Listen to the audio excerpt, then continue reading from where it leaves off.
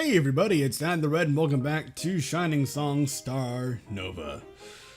Right then, last we left off, we were making something of a deal with the devil, well, that's how I'm gonna look at it, because we're out in, as I understand it, unless I am incorrect about my interpretation of the events unfolding up to this point, blah blah blah.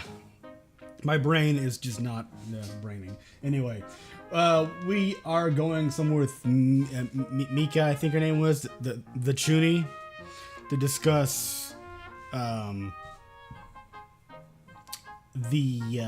music for the fucking live. There we go. My brain, like I said, I'm tired. I'm out of it. But I need to get some stuff recorded. So there you go. Oh, menu. Anyway, yeah. So. We exited the train station and arrived at a familiar sight.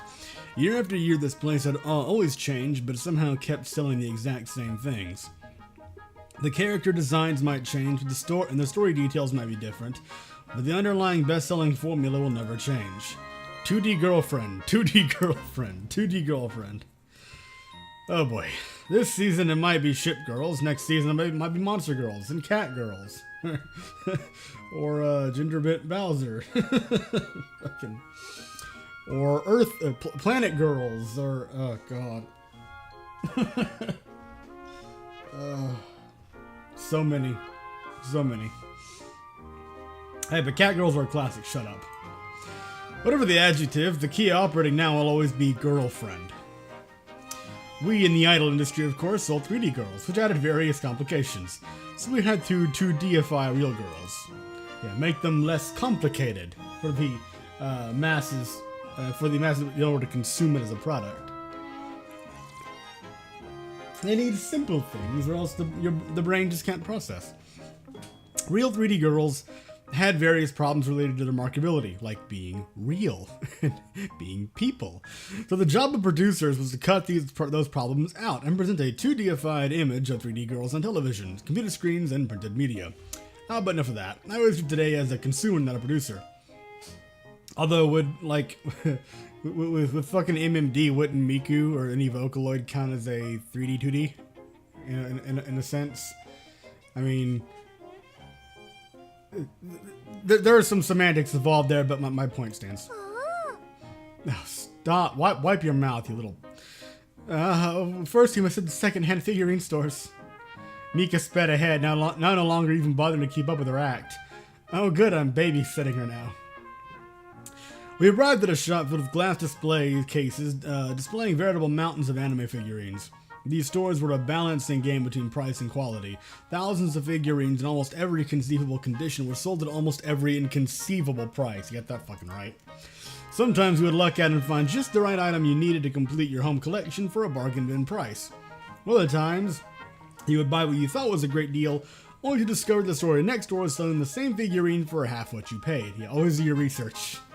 Whether you're buying directly or ordering online. You never know which vendors might be selling what for less. Mika stared at a veritably impressive figurine of a heavily armed gothic Lolita mounting an enormous sword into the air. Something tells me this is what she based her little outfit on, since she does have something of a gothic lolly-ish look to her like aesthetic, the way her dress and everything. Yeah, that. She stared like a hungry wolf that had just spotted a fat, juicy rabbit. I don't know if I would say wolf. Maybe more like, given her appearance, I'd say more like a hungry. Damn it. What's they're related. They're part of the weasel family. Damn it. And it's right on the tip of my goddamn tongue.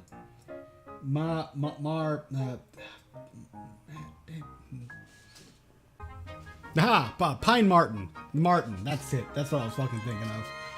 For some reason that didn't sound right in my mind, because I guess I was associating more with the name Martin, but yeah, that's what I mean. Pine Martin, little weasel, but they're adorable, but they are some of the most vicious little killing machines on Earth. But they look like the kind of thing you'd want to like stick in your pocket and play with it, but no. It's just talk about rabbits. They like to chase at the rabbits, leap onto their back, and use their teeth to sever the spinal column. Lovely stuff. Anyway, away from the strangely strangely morbid subject matter there. Jesus. The figurine was from a popular anime series, Black Opera, a gothic action drama where idols fought each other not only with song and dance, but massively oversized weapons as well. So this is the source of Mika's delusions. It's like a Black Rock shooter kind of thing. I mean, I've never actually seen the anime. I've seen like the OVA or whatever. Whatever preceded the anime. Which was neat. I like the art style and all, but I haven't actually seen the anime itself. Unfortunately, Mika's dreamy smile vanished when she saw the 40,000 yen price tag. What, not enough mana for that? Maybe another store will have it for cheaper. Yeah. Or you could run a few side quests to get the extra currency you need. One day, when I'm a famous idol, I'll be able to afford figurines like this. I couldn't help but laugh at Mika's lamentation. Okay, that sounds a bit douchey. I don't think that's what it's trying to imply, but the wording seems to lean in that direction. So you want to become an idol to buy anime figurines? Oh. Oh, the fire in her eyes. The gleam. The light. So serious. Black Knight, when you look at this figure, doesn't it make you want to become part of that character's world? It depends on the world and the character. Shed our mediocre existences and become a gothic Lolita idol with a claymore. It's a very, very specific goal she has in mind there. Hey, but at least she's aiming for something specific and not much broader or vague. That's why I wanted to become an idol. I could totally understand what Mika was saying. This talent was what made me become producer too. I remember when I was younger, sneaking out here as if I was committing a crime. Back then you had to hide your interest in this stuff more, but that might have just made it more fun. Somehow, my life before finding out about this world was gray. I guess this is what gives my life color. Yeah, but when you put it like that, suddenly I'm not so sure. Oh, fuck off. Club Saga. Yeah. Okay, can I have one of these? I want an Ava cardboard cutout. I know that is an extreme... I know that's a very... that is treading dangerous waters. But that looks really cool and I want one. After looking around the store more, we headed to our next destination. We arrived at an arcade. Rows upon rows of UFO catchers lined the floor of the arcade. I swear these UFO catchers were scams, all of them. I once spent 30,000 yen here and never even got a single catch. Of course, just when you think that, you see a guy walk out lugging a bag of prizes like Santa Claus hauling off a sack of gifts on Christmas Eve. Well, I don't actually know what a UFO catch game is.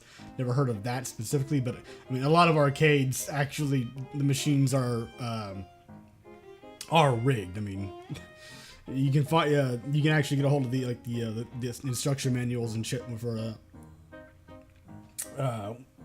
from the sellers, and a lot of them do tend to have settings that allow you to say like every to allow like a win every X number of plays, you know. It's bullshit, but there you go. Those guys definitely had to have been planted by the arcade owners to give the illusion there was actually a chance of grabbing something good. Yeah, exactly. Oh wait, oh he's talking about the people with the gift. Oh, okay. He's talking about with the prizes, right? I think that's a little too paranoid, man. The dastardly UFO catchers are as slick as ever. But what is this? Mika homed in on a machine offering a slightly cheap-looking Black Opera figurine inside a box. Oh no. Obviously less care had been taken in detailing the character's facial features and hair, and it lacked any kind of heavy weaponry. Still, a figurine was a figurine. And a budget is still a budget, so if you want it, and you may have to stoop for something a little less than, you know, the primo. The box hung off the ledge, which led to the prize gate by a few centimeters. From the looks of it, just a tiny nudge seemed enough to finally knock it over to the hole. Yeah, right. I had fallen for that trick enough times to know that in reality I had a better shot at becoming the frontman of a trendy male alien at my age than winning one of these. And the melodrama continues. I cannot resist. Mika reached into her coin purse and put 300 yen coins into the machine. I'd just try pushing the box off the UFO's body instead of trying to grab it with the claws. Wait, so is it like a combination claw machine with something else? Huh. See, I'm gonna have to look up what that is after this. Without recording this video. Mika pressed the buttons to manipulate the UFO. Her brows filled with concentration. What the fuck? Hey, even her little hair antenna stood up on end. She held onto the back button for too long, moving the UFO too far back. It dropped down. One of the claws grazing the far side of the box. Wait a minute. UFO catcher. Is it literally just a claw machine? Is it just a claw machine? That's what this sounds like now all of a sudden. Then why not just call it... And I don't know... Well, it's stylized. I don't care. It's a claw machine. Fuck off. I don't give a damn about what they decorate the fucking thing with. It's a claw machine. And I hate them. It dropped down. One of the claws grazing the far side of the box, but otherwise having no effect. I can yet recoup my losses. Mika put another 300 yen into the machine. Ah yes, this is how the arcade remained in business throughout the years. The Great Recession, increasing consumption taxes, and inflation, all be damned, people just had to get their anime figurines. You could say this entire town was built upon that principle. I mean, the illusion of chance is a very powerful one. Very, very potent in swaying over people's decision-making. Mika gritted her teeth as she maneuvered the UFO slightly to the right of the box so that it would tip the box into the hole when it dropped down. Unfortunately, the UFO moved back up as soon as it hit the edge of the box, its claws sliding off the sides. For a moment, the box wobbled about a millimeter before returning to its position. Kuh! Mika hissed in frustration and put in another set of coins. Mika, stop it before you whittled away your entire life savings into this futile venture. Somehow, the image of an unemployed middle-aged man mindlessly playing inside a pachinko parlor came to my mind. I hinted that we should leave by looking out of the arcade. Suddenly I heard a thunk behind me. I did it! Mika reached into the prize receptacle and proudly held on to her new figurine. Wait, how did you...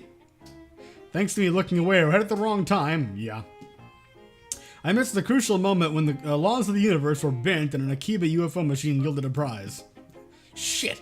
I missed my chance on the trick behind these machines. If only I had paid attention.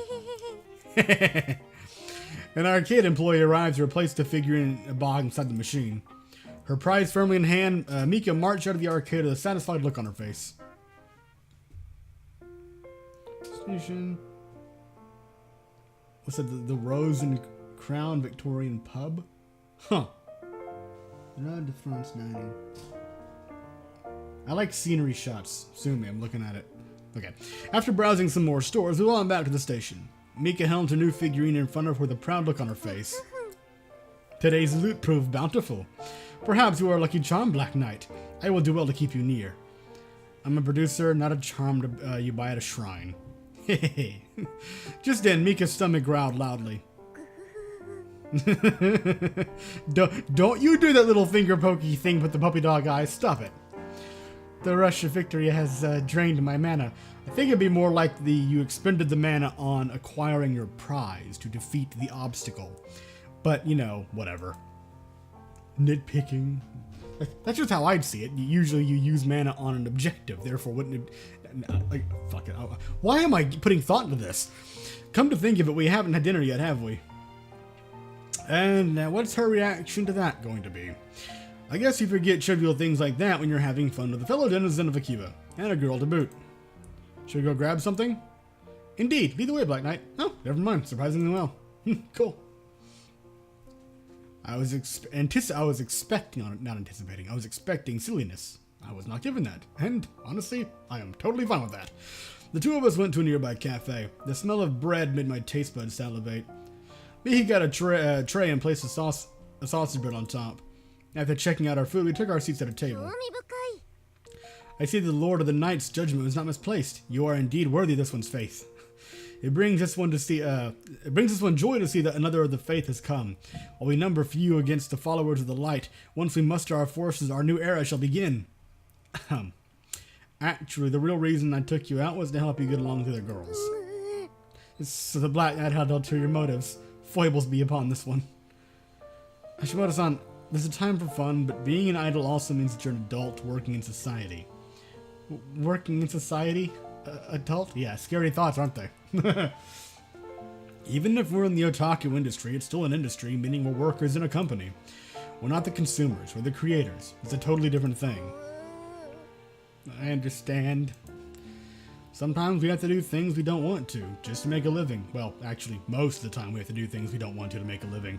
Preach, motherfucker. Being a popular idol takes more than just liking anime. You never see it on television, but an idol's success is built upon a pillar of blood. Okay, she might...